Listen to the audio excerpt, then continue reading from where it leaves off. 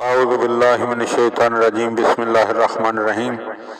مولا کائنات حضرت امیر المومنین علی ابن ابی طالب علیہ السلام کے مجموعہ کلام نہج البلاغہ کے دوسرے باب کا مکتوب نمبر 36 یہ وہ خط ہے جو امیر المومنین علیہ السلام نے اپنے بھائی جناب عقیل ابن ابی طالب علیہ السلام کے خط کے جواب میں لکھا، جس میں کسی دشمن کی طرف بھیجی ہوئی ایک فوج کا ذکر کیا ہے۔ میں نے اس کی طرف مسلمانوں کی ایک بھاری فوج روانہ کی تھی۔ جب اس کو پتہ چلا تو وہ دامن گردان کر بھاگ کھڑا ہوا اور پشیمان ہو کر پیچھے ہٹنے پر مجبور ہو گیا۔ سورج ڈوبنے کے قریب تھا کہ ہماری فوج نے اسے ایک راستے میں جا لیا، اور نہ ہونے کے برابر کچھ جھڑپیں ہوئی ہوں گی، اور گھڑی بھر ٹھہرا ہوگا کہ بھاگ کر جان بچا لے گیا، جبکہ اسے گلے سے پکڑا جا چکا تھا اور آخری سانسوں کے سوا اس میں کچھ باقی نہ رہ گیا تھا۔ اس طرح بڑی مصیبت سے وہ بچ نکلا۔ تم قریش کے گمراہی میں دوڑ لگانے، سرکشی میں جولانیاں کرنے اور ضلالت میں منہ زوری دکھانے کی باتیں چھوڑ دو۔ انہوں نے مجھ سے جنگ کرنے میں اسی طرح ایکا کیا ہے جس طرح وہ مجھ سے پہلے رسول اللہ صلی اللہ علیہ وآلہ وسلم سے لڑنے کے لیے ایکا کیے ہوئے تھے۔ خدا کرے ان کی کرنی ان کے سامنے آئے۔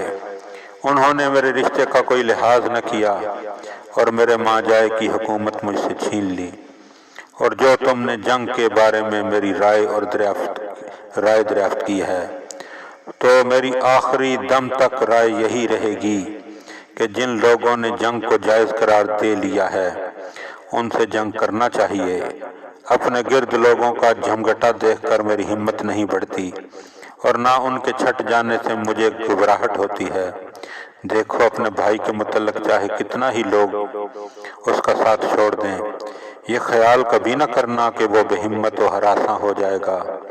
یا کمزوری دکھاتے ہوئے ذلت کے آگے جھکے گا،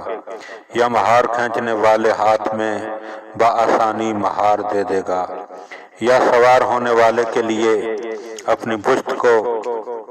مرکب بننے دے گا، بلکہ وہ تو ایسا ہے جیسا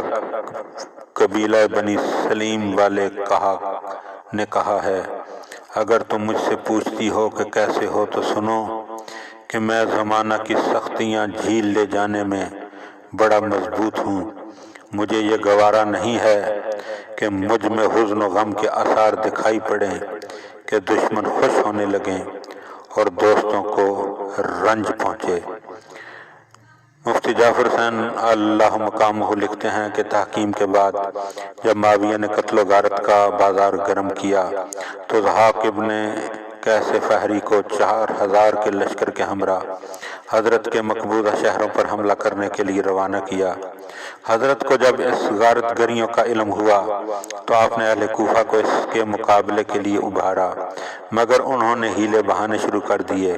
آخر میں حجر ابن عدی کندی کو 4000 جنگجوؤں کو لے کر اٹھ کھڑے ہوئے اور دشمن کا تعاقب کرتے ہوئے مقام تدمر میں اس کو جا لیا۔ دونوں فریق میں کچھ ہی جھڑپیں ہوئی تھیں کہ شام کا اندھیرا پھیلنے لگا اور وہ اس سے فائدہ اٹھا کر بھاگ کھڑا ہوا۔ یہ وہ زمانہ تھا کہ جناب عقیل ابن ابی طالب مکے میں عمرہ بجا لانے کے لیے آئے ہوئے تھے۔ جب انہیں یہ معلوم ہوا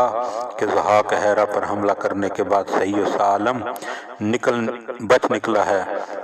اور اہل کوفہ جنگ سے جی چھوڑ بیٹھے ہیں اور ان کی تمام سرگرمیاں ختم ہو گئی ہیں، تو آپ نے نصرت و امداد کی پیشکش کرتے ہوئے عبید الرحمن ابن عبید ازدی کے ہاتھ ایک مکتوب حضرت کی خدمت میں روانہ کیا، جس کے جواب میں حضرت نے یہ مکتوب تحریر فرمایا، جس میں اہل کوفہ کے رویے کا شکوہ اور ضحاک کے فرار کا تذکرہ ہے۔